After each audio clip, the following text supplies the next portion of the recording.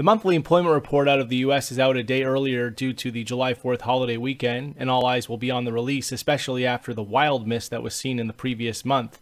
The coronavirus has made it exceptionally difficult for analysts to properly forecast the data, and we got a great example of this last month when analysts were calling for NFPs to show a loss of 8 million, and the print came in at plus 2.5 million.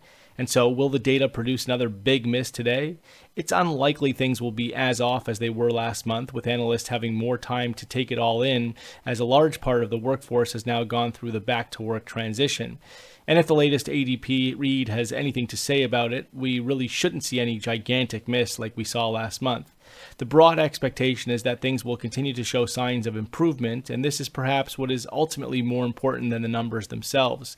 It's simply been too difficult to get a handle on the numbers, and so long as the general direction is right, this will be what the market is looking for. The NFP print is expected to move up from the 2.5 million previous to 3 million in today's report. Meanwhile, the unemployment rate is expected to drop to 12.3% from 13.3% previous. We're also looking at calls for average hourly earnings to come back down, which in this case would be a positive, given that it will be showing the return of lower wage jobs to the workforce.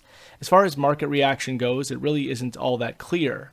Last month, the massive beat produced a surge in risk appetite and wave of US dollar selling, and while it's entirely possible we get a similar reaction on a beat today, we could also argue that stronger data would result in risk-off flow and broad dollar demand, as it would force the Fed into thinking about a less accommodative policy track.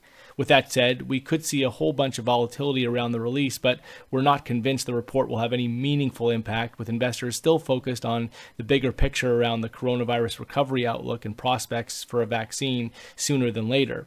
It's also the view of this desk that stocks are well extended in 2020, while at the same time the US dollar is showing signs of topping out against many currencies, with that soft dollar policy initiative out of the US administration, something that cannot be ignored.